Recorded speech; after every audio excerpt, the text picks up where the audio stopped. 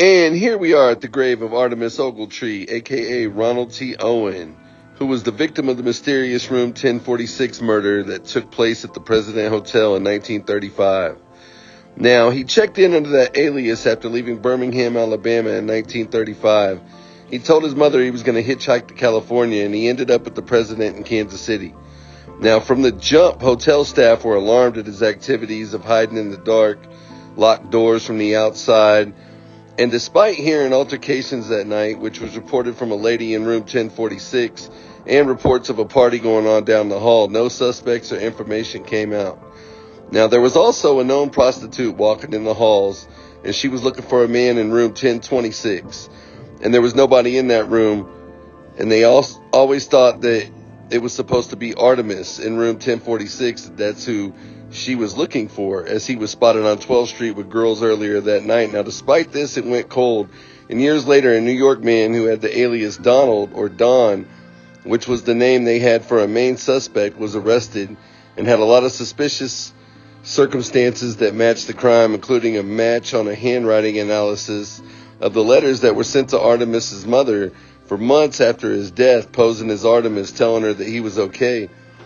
He was originally going to be buried in a pauper's field, but an anonymous man called and said he would pay for the funeral, and said cheaters often get what's coming to them, whatever that means or relates to this case.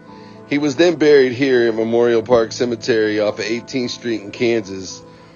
Police officers posed as gravediggers and hung around the cemetery hoping a suspect would show up, but nobody ever did.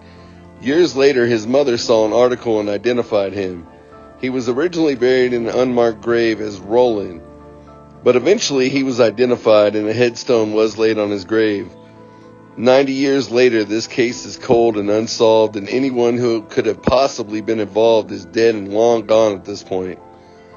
But he's buried right here beneath this tree. Now, I'm doing a full-length video on the hotel and room, a full story, so look out for that. But I wanted to shed some light on this young man right here and show where he was buried at. I appreciate all the love and support. Much more to come, y'all. This your boy Mack Malone, the KC journalist, signing out. Peace. He's live from the city lights. The KC journalist, telling stories in the night.